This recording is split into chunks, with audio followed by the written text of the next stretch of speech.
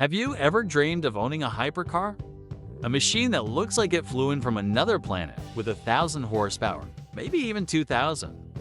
We see them all over social media, spitting flames, tearing up airstrips, and making our jaws drop. But what if I told you that for all their insane power and eye-watering price tags, these cars are facing a serious identity crisis? Today, we're diving into the hypercar dilemma. Are they still the ultimate driving machines, or have they become something else entirely? Welcome to Nobody Drives. Like, subscribe, and comment for more. Let's start. Let's start with the most obvious thing, power. The horsepower war has reached truly absurd levels. We're talking about cars like the Bugatti Chiron, the Koenigsegg Jesko, or the Rimac Navara, all pushing well over 1,000 horsepower. The Lotus Evija hits nearly 2,000. That's enough power to launch a small satellite. But here's the cold, hard truth. Where on earth can you actually use it? On public roads, you're stuck in traffic, navigating speed bumps, and dodging potholes just like everyone else. Use more than 20 or 30% of that power, and you're not just breaking the law, you're being wildly irresponsible. It is like owning a cheetah, but only being able to walk it on a leash in a crowded shopping mall. The potential is there, but the reality is incredibly restrictive. All that engineering, all that power, just sitting there completely untapped. This brings us to the next point. These cars are designed for the track, but sold for the road. Take something like the Mercedes-AMG one. It literally has a Formula One engine in it. Or the Aston Martin Valkyria, a car so extreme it makes most other supercars look like family sedans. On a smooth, wide-open circuit like Silverstone or Spa, these cars are gods. They generate immense downforce, brake with neck-snapping force, and corner at speeds that defy physics. But take them off the track and into the real world, and the dream quickly turns into a nightmare. The ride is brutally stiff, transmitting every single pebble and crack in the road directly to your spine. The visibility is often terrible, making parking or changing lanes a heart-pounding exercise in guesswork. They are incredibly loud, not just from the engine, but from the road, the tires, and the wind. A simple trip to the grocery store becomes an ordeal. You have to worry about scraping the expensive carbon fiber front splitter on a speed bump, navigating tight parking lots, and attracting constant, sometimes unwanted, attention. They are fantastic track weapons, but as daily drivers, they are utterly compromised. You'd be more comfortable and probably have more fun in a car that costs a tenth of the price. Then there's the technology. Modern hypercars are engineering masterpieces, no doubt about it.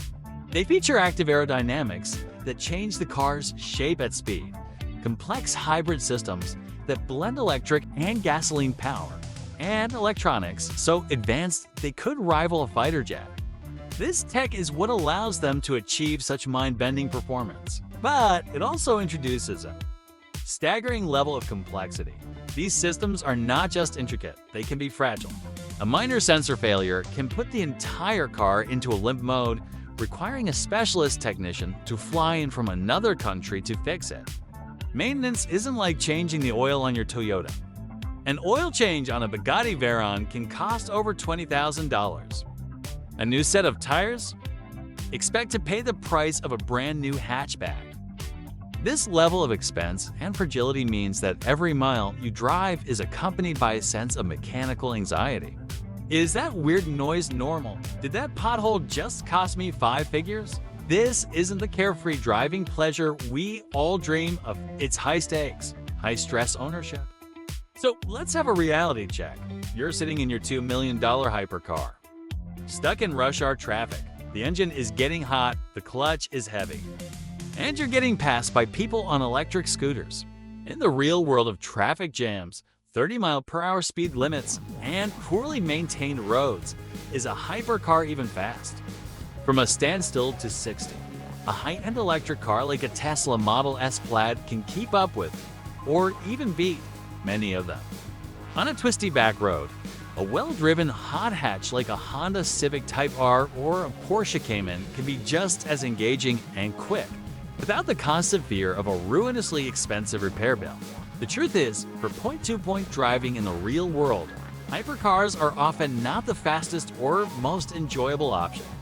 Their performance window is so high that you can never legally or safely access it. You're driving a thoroughbred racehorse at a walking pace, and frankly, it feels a bit pointless. This has led to what I call the purpose crisis. What are these cars actually for anymore? More and more, hypercars are becoming collectibles, not driver's cars. They are treated like fine art or rare watches. They are bought by collectors who park them in climate-controlled garages, only to be trailered to a car show, photographed for Instagram, and then trailered back home. Many of these cars have delivery miles on them years after they were built. They are financial assets, investments that are expected to appreciate in value. And when you look at auction results, it's clear that this strategy works. Cars are selling for millions more than their original price. But this raises a fundamental question. Is this what the engineers who poured their hearts and souls into creating these machines intended? Did they spend years developing a perfect chassis and a screaming V1 engine just for it to sit silently under a silt cover? It feels like we've lost the plot. The spirit of the original supercars, like the Lamborghini Miura or the McLaren F1, was about pushing the boundaries of the driving experience. They were meant to be driven, to be enjoyed, to be heard and felt on the open road. Today's hypercars, for all their technological brilliance, seem to have become disconnected from that spirit. They are monuments to engineering, symbols of extreme wealth, and fantastic investments. But as pure, unadulterated driving machines for the road, their relevance is fading. They are simply too fast, too expensive, and too impractical for the world we live in. They exist in a strange limbo between the racetrack and the art gallery, rarely finding a true home in either. So, the next time you see a hypercar, by all means, admire it. Appreciate the incredible design and the mind-boggling engineering. But also ask yourself, what is its real purpose? Is it a car built to be driven, or is it an object built to be owned? The answer, I think, is becoming increasingly clear. And it might not be the one that car enthusiasts want to hear. What do you guys think? Have hypercars lost their way? Or am I being too cynical? Let me know your thoughts down in the comments. Thanks for watching, and if you enjoyed this video, please give it a thumbs up and subscribe for more content. I'll see you in the next one. Thanks for watching Nobody Drives.